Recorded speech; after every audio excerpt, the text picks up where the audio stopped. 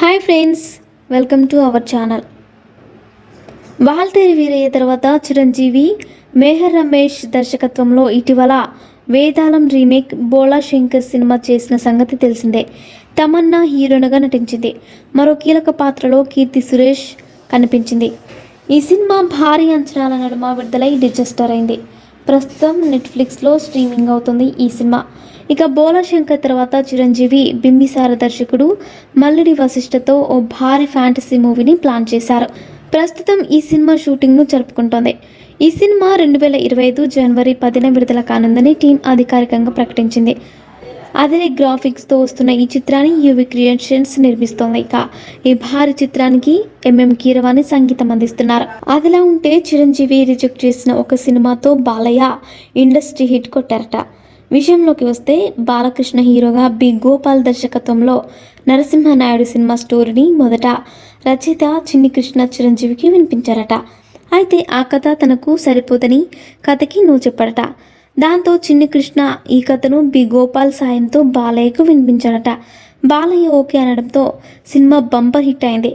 ఇక ఆ తర్వాత బి గోపాల్ చిరంజీవితో ఇంద్ర అనే సినిమా చేసేశారు. ఈ సినిమా కూడా బంపర్ హిట్ అయిపోయింది.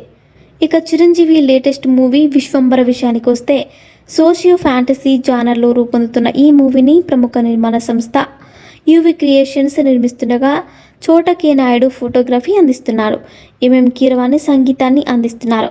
ఈ సినిమాలో యంగ్ హీరోయిన్ సురభి ఓ కీలక పాత్రలో మెరవుందని టాక్ వినిపిస్తోంది.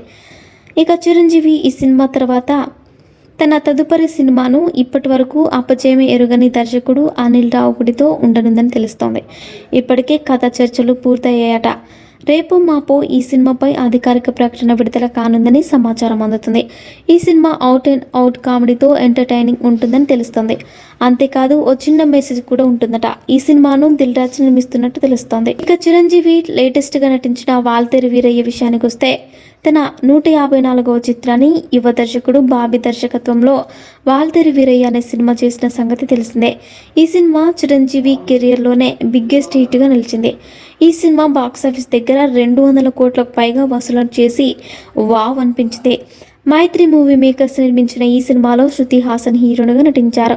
రవితేజ, రాజేంద్ర ప్రసాద్, వెన్నెల కిషోర్, శ్రీనివాస్ రెడ్డి, సప్తగిరి, బాబీ సింహ తదితరులు ఇతర పాత్రలో కనిపించనున్నారు. ఇక చిరు మరో సినిమా గాడ్ ఫాదర్. ఈ సినిమా కూడా మంచి అంచనాల నడుమ వచ్చింది. ఈ సినిమాలో హిందీ సూపర్ స్టార్ సల్మాన్ ఖాన్ చిన్న పాత్రలో నటించి వావ్ అనిపించిన సంగతి తెలిసిందే. ఆయన చిన్న పాత్ర చేసిన అది హిందీలో మంచి కలెక్షన్లను రాబట్టడానికి ఎంతో ఉపయోగపడింది. ఇక ప్రస్తుతం ఈ సినిమా ప్రముఖ ఓటీటీ సంస్థ నెట్ఫ్లిక్స్లో స్ట్రీమింగ్ అవుతోంది. లేడీ సూపర్ స్టార్ నయనతార మరోసారి తన నటనతో వావ్ అనిపించారు. ఈ సినిమాలో నయన్ చిరంజీవి చెల్లెలుగా కనిపించారు. గాడ్ ఫాదర్ మలయాళీ సినిమా లూసిఫర్కు తెలుగులో రీమేక్గా వచ్చింది. అక్కడ ఈ సినిమాలో మోహన్ లాల్ నటించారు.